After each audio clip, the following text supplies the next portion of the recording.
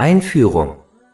Das folgende kurze Buch diskutiert einige Unterschiede zwischen Einsicht und Blindheit in dieser Welt. Diese Diskussion basiert auf Kapitel 2 Al-Baqarah, Verse 168 bis 171 des Heiligen Koran. Ihr Menschen esst von dem, was auf der Erde erlaubt und gut ist, und folgt nicht den Schritten Satans. Er ist euch nämlich ein offenkundiger Feind. Er befiehlt euch nur Böses und Unmoralisches zu tun und über Allah Dinge zu sagen, von denen ihr nichts wisst. Und wenn zu ihnen gesagt wird, folgt dem, was Allah offenbart hat, sagen sie, vielmehr wollen wir dem folgen, was wir unsere Väter tun sahen. Obwohl ihre Väter nichts verstanden und sie nicht recht geleitet waren? Das Gleichnis der Ungläubigen ist wie das eines Menschen, der etwas anschreit, das nichts als Rufen und Schreien hört, also Vieh oder Schafe, taub, stumm und blind, so dass sie es nicht verstehen. Die Umsetzung der besprochenen Lektionen wird Ihnen dabei helfen, positive Eigenschaften anzunehmen. Die Annahme positiver Eigenschaften führt zu innerem und körperlichem Frieden. Einsicht versus Blindheit. Kapitel 2 Al-Baqarah, Verse 168 bis 171. Ihr Menschen esst von dem, was auf der Erde erlaubt und gut ist, und folgt nicht den Schritten Satans. Er ist euch nämlich ein offenkundiger Feind. Er befiehlt euch nur Böses und Unmoralisches zu tun und über Allah Dinge zu sagen, von denen ihr nichts wisst. Und wenn zu ihnen gesagt wird, folgt dem, was Allah offenbart hat, sagen sie, vielmehr wollen wir dem folgen, was wir unsere Väter tun sahen. Obwohl ihre Väter nichts verstanden und sie nicht recht geleitet waren? Das Gleichnis der Ungläubigen ist wie das eines Menschen, der etwas anschreit, das nichts als Rufen und Schreien hört, also Vieh oder Schafe, taub, stumm und blind, so dass sie es nicht verstehen. Im Gegensatz zu vielen anderen Religionen und Lebensweisen lädt der Islam alle Menschen gleichermaßen und ohne Bevorzugung zu innerem Frieden und Erfolg in beiden Welten ein.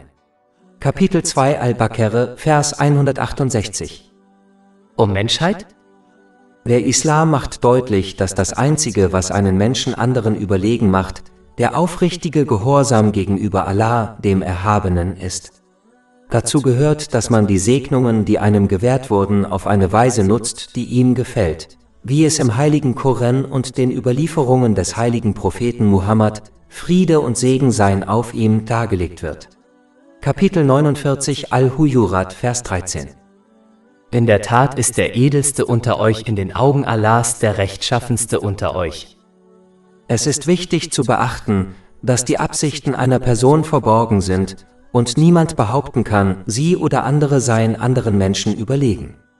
Stattdessen muss man sich darauf konzentrieren, Allah, dem Erhabenen, aufrichtig zu gehorchen und anderen zu raten, dasselbe zu tun. So wie die innere Grundlage des Islam darin besteht, eine gute Absicht zu haben, so besteht die äußere Grundlage des Islam darin, das Erlangen und Konsumieren von Erlaubtem. Kapitel 2 Al-Baqarah, Vers 168. Ihr Menschen esst von allem, was es auf der Erde gibt, was erlaubt und gut ist. Derjenige, der Unrechtmäßiges verdient und konsumiert, wird all seine Taten zerstören, da er die äußeren Grundlagen des Islam verdorben hat. Dies muss um jeden Preis vermieden werden, da derjenige, der Unrechtmäßiges verdient und konsumiert, weder in dieser noch in der nächsten Welt Seelenfrieden und echten Erfolg finden wird, da Allah, der Erhabene, ihre Angelegenheiten und ihr spirituelles Herz, die Wohnstätte des Seelenfriedens, kontrolliert. Die Dinge, die sie auf unrechtmäßige Weise erwerben, werden für sie in beiden Welten nur zu einer Quelle von Stress, Angst und Ärger, selbst wenn sie Momente des Spaßes und der Unterhaltung erleben. Kapitel 9 Et-Tafba, Vers 82. So lasst sie ein wenig lachen und dann viel weinen als Entschädigung für das, was sie verdient haben.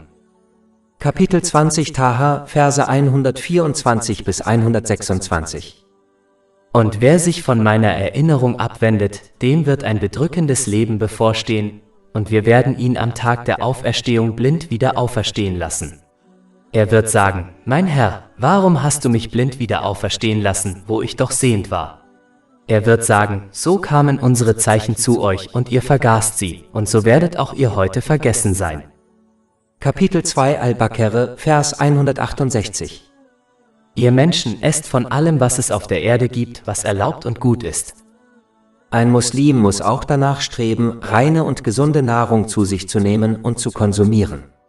Aus diesem Grund hat der heilige Prophet Muhammad, Friede und Segen seien auf ihm, in einem Hadith in Jami at-Tirmidhi, Nummer 2380 empfohlen, dass eine Person 1/3 ihres Magens für Nahrung, 1/3 für Getränke und das verbleibende Drittel für Luft verwenden soll.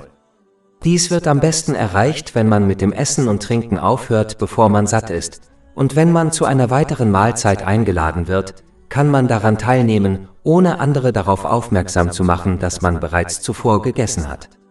Da übermäßiges Essen und ungesundes Essen zu unzähligen geistigen und körperlichen Problemen führt, wird derjenige, der sich ausgewogen und gesund ernährt, wie es der Islam vorschreibt, große Schritte in Richtung eines ausgeglichenen Geistes- und Körperzustands unternehmen, was wiederum zu innerem Frieden führt. Wer sich hingegen nicht ausgewogen und gesund ernährt und sogar Dinge beschafft und konsumiert, die nicht erlaubt sind, wird einen unausgeglichenen geistigen und körperlichen Zustand erlangen, was zu unzähligen geistigen und körperlichen Krankheiten führt. Dieses Elend in beiden Welten ist es, was der Teufel für die Menschheit wünscht, und deshalb ermutigt er sie zu einem gesetzwidrigen und ungesunden Lebensstil. Kapitel 2 Al-Baqarah, Vers 168. Esst von allem, was es auf der Erde gibt, was erlaubt und gut ist, und folgt nicht den Fußstapfen des Satans. Wahrlich, er ist für euch ein offenkundiger Feind. Um dieser Teufelsfalle zu entgehen, muss man islamisches Wissen erlernen und danach handeln. Man muss sich zum Beispiel immer vor Augen halten, dass einem die rechtmäßige Versorgung, die einem zugeteilt wurde, über 50.000 Jahre bevor Allah, der Erhabene, Himmel und Erde schuf, unweigerlich zuteil wird und niemand sonst sie einem vorenthalten oder für einen vermehren kann. Dies wurde in einem Hadith in Sahih Muslim, Nummer 6748, erörtert. Die Pflicht eines jeden Menschen besteht darin, die Energie und Fähigkeiten, die ihm zuteil wurden, zu nutzen, um seine rechtmäßige Versorgung zu erhalten. Solange man seinen Teil erfüllt, wird Allah, der Erhabene, dafür sorgen, dass man die rechtmäßige Versorgung erhält, die er einem vor so langer Zeit zugeteilt hat, selbst wenn er dafür Himmel und Erde bewegen muss. Kapitel 11 hat Vers 6. Und es gibt kein Geschöpf auf der Erde, dessen Versorgung nicht bei Allah liegt. Und er kennt den Wohnort und den Aufbewahrungsort. Alles steht in einem klaren Verzeichnis. Darüber hinaus muss der Mensch, egal wie sehr der Teufel versucht, ungesetzliche Verhaltensweisen zu beschönigen, daran denken, dass er sich der Kontrolle und Macht Allahs des Erhabenen niemals entziehen kann und in beiden Welten mit den Konsequenzen seines Handelns konfrontiert ist. Kapitel 2 Al-Baqarah, Vers 168. Und folge nicht den Schritten des Satans. Wahrlich, er ist für dich ein offenkundiger Feind. Dies beinhaltet die Annahme einer Lebensweise und eines Verhaltenskodex, der von der Lebensweise und dem Verhaltenskodex abweicht, die der Islam vorschreibt. In Wirklichkeit gibt es in dieser Welt nur zwei Wege. Der erste Weg beinhaltet aufrichtigen Gehorsam gegenüber Allah, dem Erhabenen, was beinhaltet, die Segnungen, die einem gewährt wurden, auf eine Weise zu nutzen, die Allah, dem Erhabenen, gefällt, wie es im heiligen Koran und den Überlieferungen des heiligen Propheten Muhammad, Friede und Segen seien auf ihm, dargelegt ist. Dies führt zu Seelenfrieden und Erfolg in beiden Welten, da Allah, der Erhabene, die Angelegenheiten und Ergebnisse aller Dinge kontrolliert. Kapitel 16 An-Nahl, Vers 97. Wer Gutes tut, sei es Mann oder Frau, während er gläubig ist, dem werden wir gewiss ein gutes Leben verhelfen, und wir werden ihnen gewiss ihren Lohn im Jenseits entsprechend dem Besten geben, was sie zu tun pflegten. Dieser Weg wird einen ermutigen, die Rechte Allahs, des Erhabenen und der Menschen zu erfüllen, was wiederum sicherstellt, dass sich Gerechtigkeit und Frieden in der Gesellschaft verbreiten. Darüber hinaus beinhaltet dieser Weg, sich in allen Situationen strikt an die beiden Quellen der Führung zu halten, den heiligen Koran und die Traditionen des heiligen Propheten Muhammad, Friede und Segen seien auf ihm. Daher muss es vermieden werden, auf der Grundlage anderer Quellen religiösen Wissens zu handeln, selbst wenn dies zu guten Taten führt. Tatsache ist, dass je mehr man auf der Grundlage anderer Quellen religiösen Wissens handelt, desto weniger wird man auf der Grundlage der beiden Quellen der Führung handeln, was wiederum zur Irreführung führt. Dies ist einer der Gründe, warum der heilige Prophet Muhammad, Friede und Segen seien auf ihm, in einem Hadith in Sunan Abu Dawud, Nummer 4606, gewarnt hat, dass jede Angelegenheit, die nicht in den beiden Quellen der Führung verwurzelt ist, von Allah, dem Erhabenen, abgelehnt wird. Der andere Weg, der Weg des Teufels, beinhaltet den Missbrauch der Segnungen, die einem gewährt wurden. Kapitel 2 Al-Baqarah, Verse 168 bis 169. Und folgt nicht den Schritten Satans. Er ist für euch ein offenkundiger Feind. Er befiehlt euch nur Böses und Unmoralisches zu tun und über Allah Dinge zu sagen, von denen ihr nichts wisst. Dies kann in beiden Welten nur zu Elend, Schwierigkeiten und Ärger führen, selbst wenn man Momente voller Spaß und Unterhaltung erlebt. Dies ist ganz offensichtlich, wenn man die Reichen und Berühmten beobachtet, die trotz ihres Reichtums und Ruhms ein deprimiertes und elendes Leben führen, selbst wenn sie Momente voller Spaß und Unterhaltung erleben. Darüber hinaus führt dieser Weg nur zur Verbreitung von Bösem und Unmoral in der Gesellschaft, da die Menschen ermutigt werden, sich wie Vieh zu benehmen, das nur daran interessiert ist, seine Wünsche zu erfüllen und daher alles ignoriert, was ihrer Lebensweise widerspricht und sich so benimmt, als wären sie taub, stumm und blind. Dies wird sie daran hindern, die Rechte Allahs, des Erhabenen oder anderer Menschen zu erfüllen und wird daher die Verbreitung von Gerechtigkeit und Frieden in der Gesellschaft verhindern. Kapitel 2 Al-Baqarah, Vers 171. Das Gleichnis der Ungläubigen ist wie das von jemandem, der etwas anschreit, das nichts als Rufe und Schreie hört, also Vieh oder Schafe, taub, stumm und blind, so dass sie es nicht verstehen. Eine Gesellschaft, die sich so verhält, verhindert die Verbreitung von Gerechtigkeit und Frieden in ihr. Kapitel 9 At-Tawbah, Vers 82. So lasst sie ein wenig lachen und dann viel weinen als Entschädigung für das, was sie verdient haben. Kapitel 20 Taha, Verse 124 bis 126. Und wer sich von meiner Erinnerung abwendet, dem wird ein bedrückendes Leben bevorstehen, und wir werden ihn am Tag der Auferstehung blind wieder auferstehen lassen. Er wird sagen, mein Herr, warum hast du mich blind wieder auferstehen lassen, wo ich doch sehend war? Er wird sagen, so kamen unsere Zeichen zu euch und ihr vergaßt sie, und so werdet auch ihr heute vergessen sein.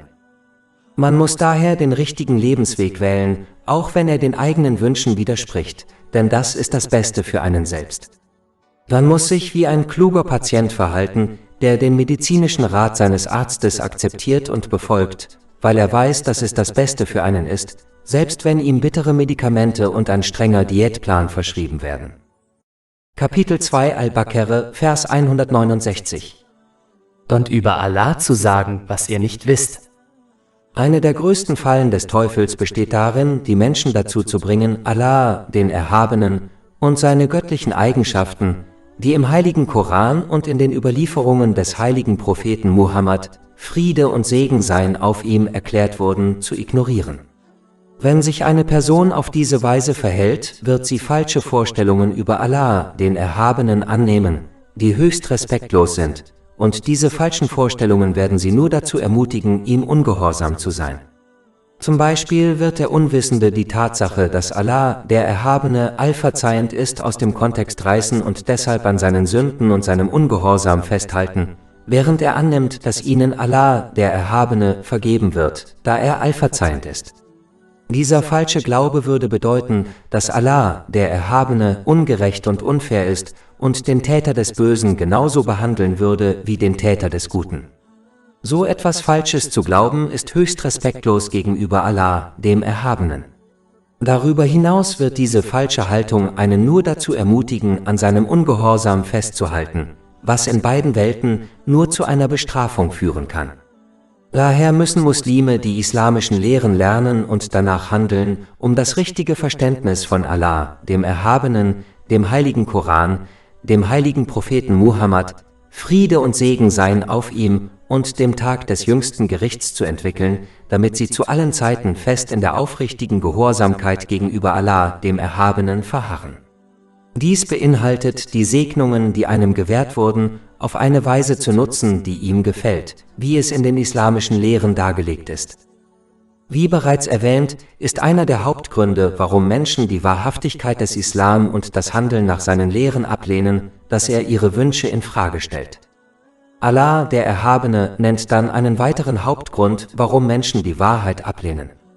Kapitel 2 Al-Baqarah, Vers 170. Und wenn man zu ihnen sagt, folgt dem, was Allah offenbart hat, sagen sie, vielmehr wollen wir dem folgen, was wir unsere Väter tun sahen. Auch wenn ihre Väter nichts verstanden und nicht recht geleitet waren? Blinde Nachahmung anderer war schon immer eine große Quelle der Irreführung. Die Menschen müssen vermeiden, sich wie Vieh zu benehmen und stattdessen ihren gesunden Menschenverstand und Intellekt nutzen, um Informationen und Beweise zu analysieren und in verschiedenen Lebenssituationen eine geeignete Option zu wählen. Dies gilt sowohl für weltliche als auch für religiöse Angelegenheiten. Anders als die meisten Religionen verurteilt der Islam blinde Nachahmung und fordert die Menschheit auf, ihren Intellekt zu nutzen, um die Wahrhaftigkeit des Islam selbst abzuleiten. Kapitel 12 Jusuf, Vers 108. Sprich, dies ist mein Weg. Ich lade mit Einsicht zu Allah ein, ich und diejenigen, die mir folgen. Und Kapitel 34 Saba, Vers 46. Sprich, ich rate euch nur zu einem, steht zu zweit und einzeln für Allah und denkt dann nach. In deinem Gefährten ist kein Wahnsinn. Er ist für euch nur ein Warner vor einer strengen Strafe. Ein Muslim muss daher den Weg der Suche und des Handelns nach Wissen beschreiten, um die Wahrheit in jedem Aspekt seines Lebens zu erkennen, anstatt anderen blind zu folgen. Diese Haltung mag bei Kindern akzeptabel sein, aber nicht bei Erwachsenen. Wer es vermeidet, islamisches Wissen zu erlangen und danach zu handeln, wird unweigerlich in die Fallen des Teufels tappen, indem er einen Verhaltenskodex und eine Lebensweise annimmt, die ihn dazu verleiten, die ihm gewährten Segnungen zu missbrauchen. Dies kann in beiden Welten nur zu Problemen führen, selbst wenn ein Muslim die grundlegenden Pflichten erfüllt, die normalerweise weniger als eine Stunde am Tag in Anspruch nehmen. Kapitel 2 Al-Baqarah, Verse 168 bis 169. Und folge nicht den Schritten des Satans. Er ist für dich ein offenkundiger Feind. Er befiehlt dir nur Böses und Unmoralisches zu tun und über Allah Dinge zu sagen, von denen du nichts weißt. Auch das blinde Befolgen des Guten anderer wird im Islam nicht empfohlen, selbst wenn man Gutes tut. Der Grund hierfür ist, dass der Islam lehrt, sich der Wahrheit bewusst zu sein und daher in der Überzeugung, dass es die Wahrheit ist, danach zu handeln und nicht danach zu handeln, weil jemand anderes es einem gesagt hat. Obwohl das blinde Nachahmen des Guten anderer zu innerem Frieden in beiden Welten führt, wird diese Art von Person in schwierigen Zeiten leicht ungeduldig und undankbar, da sie nicht die Glaubensgewissheit besitzt, die mit dem islamischen Wissen einhergeht, um jederzeit geduldig und dankbar zu bleiben. Diese Person wird zwischen Gehorsam und Ungehorsam schwanken, ohne ihren Zweck zu verstehen oder ein höheres Ziel im Leben jenseits dieser materiellen Welt anzustreben. Der Unterschied zwischen dieser Person, selbst wenn sie im Jenseits Erlösung findet, und der Person, die islamisches Wissen erlangt und danach handelt und ihr Leben mit Glaubensgewissheit lebt, ist enorm. In einer ähnlichen Mentalität ahmten die Leute des Buches ihre Ältesten blind nach und betrachteten sie als Herren, indem sie ihnen ohne Fragen gehorchten und ihre Meinungen als Worte und Gebote Allahs des Erhabenen betrachteten. Kapitel 9 Et-Tafba, Vers 31. Sie, die Leute des Buches, haben ihre Gelehrten und Mönche zu Herren neben Allah gemacht. Leider folgen auch einige Muslime ihren Gelehrten und Führern blind, ohne den gesunden Menschenverstand und Intellekt zu nutzen, den Allah, der Erhabene, ihnen verliehen hat. Obwohl es wichtig ist, einem recht geleiteten Gelehrten zu folgen, muss ein Muslim dennoch die Intelligenz nutzen, die ihm durch das Studium der islamischen Lehren verliehen wurde, um seinen Glauben zu stärken. Aber einige halten an ihrer Unwissenheit fest und folgen ihren Gelehrten blind, als wären sie perfekt und immun gegen Fehler. Daher sollte ein Muslim, der einem bestimmten Gelehrten folgt, der einen bestimmten Glauben vertritt, sich nicht wie ein Fanatiker verhalten und glauben, dass sein Gelehrter immer recht hat und dadurch diejenigen hassen, die der Meinung seines Gelehrten widersprechen. Dieses Verhalten ist keine Abneigung gegen etwas, jemanden um Allahs des Erhabenen willen. Solange es eine legitime Meinungsverschiedenheit unter den Gelehrten gibt, sollte ein Muslim, der einem bestimmten Gelehrten folgt, dies respektieren und andere nicht ablehnen, die von der Meinung des Gelehrten, dem er folgt, abweichen. Wenn eine Person auf blinder Nachahmung beharrt, wird ihr Leben zu nichts anderem als dem Leben von Vieh, das anderen blind folgt. In den meisten Fällen führt dies nur zu Ärger, Stress und Elend in beiden Welten, da die Person nicht die Kraft haben wird, bei jeder Gelegenheit fest an der Gehorsamkeit gegenüber Allah, dem Erhabenen, festzuhalten, selbst wenn sie guten Menschen blind folgt. Und es ist unvermeidlich, dass der blinde Nachahmer schlechten Menschen und ihren Meinungen folgt, die den Lehren des Islam widersprechen, selbst wenn sie als rechtschaffene Menschen erscheinen. Das Traurige ist, dass dieser blinde Nachahmer davon ausgeht, dass er richtig handelt, obwohl er in Wirklichkeit keine Ahnung hat, wie weit er wirklich vom geraden Weg entfernt ist. Derjenige, der weiß, dass er verloren ist, kann vielleicht seinen Kurs anpassen, aber derjenige, der glaubt, dass er auf dem richtigen Weg ist, wird seinen Kurs wahrscheinlich nicht anpassen. Kapitel 2 Al-Baqarah, Vers 171. Das Gleichnis der Ungläubigen ist wie das von jemandem, der etwas anschreit, das nichts als Rufe und Schreie hört, also Vieh oder Schafe, taub, stumm und blind, so dass sie es nicht verstehen. Der blinde Nachahmer wird wahrscheinlich keinen guten Rat befolgen, der ihm gegeben wird, wenn er dem Weg derjenigen widerspricht, die er blind nachahmt. In diesem Fall ist das Reden mit ihnen und das Reden mit Vieh ein und dasselbe. Ein Muslim muss daher das blinde Nachahmen anderer vermeiden und stattdessen danach streben, islamisches Wissen zu erlernen und danach zu handeln, damit er Gewissheit im Glauben erlangt und den Zweck seiner Schöpfung mit Einsicht versteht und erfüllt. Dies wird in Vers 170 angedeutet, als Allah, der Erhabene, den Menschen befiehlt, dem heiligen Koran und den Traditionen des heiligen Propheten Muhammad, Friede und Segen seien auf ihm, praktisch zu folgen, anstatt nur verbal zu behaupten, an sie zu glauben. Kapitel 2 Al-Baqarah, Vers 170. Und wenn zu ihnen gesagt wird, folgt dem, was Allah offenbart hat. Wer sich so verhält, wird die ihm gewährten Segnungen auf eine Weise nutzen, die Allah, dem Erhabenen, gefällt, wie es in den islamischen Lehren dargelegt ist, selbst wenn dies dem Weg und dem Glauben anderer widerspricht. Dies wiederum führt zu innerem Frieden und Erfolg in beiden Welten. Kapitel 16 An-Nahl, Vers 97. Wer Gutes tut, sei es Mann oder Frau, während er gläubig ist, dem werden wir gewiss ein gutes Leben verhelfen, und wir werden ihnen gewiss ihren Lohn im Jenseits entsprechend dem Besten geben, was sie zu tun pflegten. Kapitel 2 Al-Baqarah, Vers 170. Und wenn man zu ihnen sagt, folgt dem, was Allah offenbart hat, sagen sie, vielmehr wollen wir dem folgen, was wir unsere Väter tun sahen. Auch wenn ihre Väter nichts verstanden und nicht recht geleitet waren? Dieser Vers zeigt auch, wie wichtig es ist, in religiösen und weltlichen Angelegenheiten diejenigen zu konsultieren, die über Wissen verfügen und danach handeln. Eine Person muss daher sorgfältig auswählen, wen sie in ihren Angelegenheiten konsultiert, und diese Personen auf diejenigen beschränken, die über Wissen zu dem jeweiligen Thema verfügen. Wer beispielsweise ein medizinisches Problem hat, sollte jemanden aufsuchen, der über medizinisches Wissen verfügt, wie etwa einen Arzt. Und wer religiösen Rat sucht, sollte jemanden aufsuchen, der über religiöses Wissen verfügt, wie etwa einen Gelehrten. Es ist traurig zu beobachten, dass Muslime in weltlichen Angelegenheiten oft Spezialisten konsultieren, in religiösen Angelegenheiten jedoch oft dem Rat einer unwissenden Person folgen. Darüber hinaus sollte man nur diejenigen konsultieren, die Allah, den Erhabenen, fürchten, da sie die einzigen sind, die wahres Wissen besitzen, und da sie anderen niemals raten würden, Allah, dem Erhabenen, in irgendeiner Situation ungehorsam zu sein. Kapitel 35 Fatir, Vers 28. Nur diejenigen unter seinen Dienern fürchten Allah, die über Wissen verfügen. Man sollte sich daher nur an diejenigen wenden, die das richtige Wissen besitzen und auch Allah, den Erhabenen, fürchten. Sonst werden sie blind denen folgen, die sie in die Irre führen, auch wenn dies nicht ihre Absicht ist. Über 400 kostenlose E-Books, Hörbücher, Infografiken, Podcasts und Blogs auf unserer Website verfügbar: www.shakepot.com